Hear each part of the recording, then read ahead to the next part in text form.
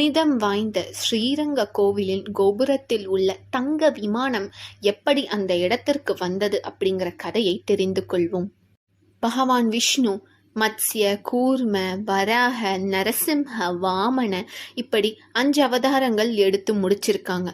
அந்த சமயத்தில் பிரம்மதேவருக்கு தோணுது, பகவான் விஷ்ணு பல அவதாரங்கள் எடுக்கிறாங்க. ஆனால் உண்மையில் எதுதான் அவருடைய உண்மையான ஸ்வரூபம்?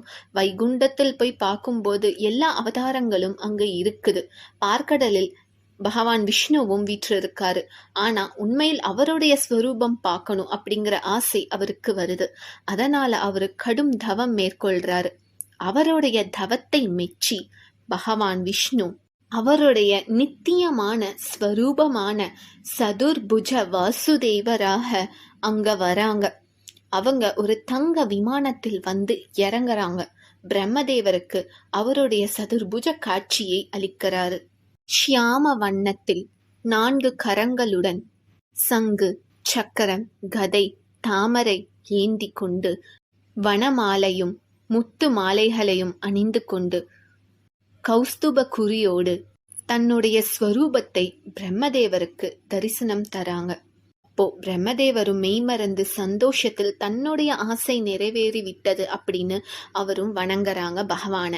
அப்போ பகவான் விஷ்ணு பிரம்மதேவருக்கு பரிசாக அவரு வந்த அந்த தங்க விமானத்தை அளிக்கிறாரு. பிற்காலத்தில் சூரிய தேவனுடைய பராக்கிரமத்தில் மகிழ்ச்சி அடைந்த பிரம்மதேவர் அந்த விமானத்தை சூரிய பகவானுக்கு அளிக்கிறாரு. அதுக்கப்புறம் சூரிய பகவான் தன்னுடைய பரம்பரையில் வந்த இஷ்வாகுவிற்கு அந்த விமானத்தை பரிசாக அளிக்கிறாங்க. அது கடைசியா ராமர் கிட்ட வந்தது.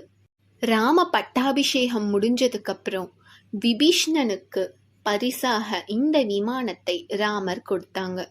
விபீஷ்ணன் அதை வாங்கி கொண்டு இலங்கைக்கு வரும் வழியில் காவேரி கரையில் அவங்க ஓய்வெடுக்கலான்னு முடிவு செஞ்சு அங்க ஓய்வெடுக்கிறாங்க. அப்போ கிளம்பும் போது அந்த விமானம் அங்கிருந்து நகரவே இல்லை. இதனால மிகவும் சங்கடப்பட்டாங்க விபீஷ்ணன். ராமர் கிட்ட போய் சொல்றாங்க இப்படி ஆயிடுச்சு அப்படின்னு. அதற்கு ஸ்ரீராமன், அங்க உனக்காக நான் ஸ்ரீரங்கராக காட்சி தந்து அந்த விமானத்தை என்னுடைய கோவிலில் நான் ஸ்தாபனம் செஞ்சுக்கிறேன். அதனால தெற்கு திசையில் நான் என்னுடைய காட்சியை அளித்து அருள் புரிகிறேன். நீ வருத்தப்படாம போ. அந்த விமானம் என்கிட்டயே தான் இருக்கும் ஸ்ரீரங்கத்தில் அப்படின்னு சொல்றாங்க. அந்த விமானம் தான் இப்போ கோவில்ல இருக்கிற தங்க விமானம். பகவான் விஷ்ணுவுடைய விமானம் அது.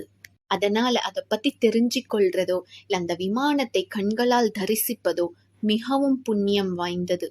அதற்கே நாம் பல ஜென்மங்களில் புண்ணியம் செஞ்சிருக்கணும்.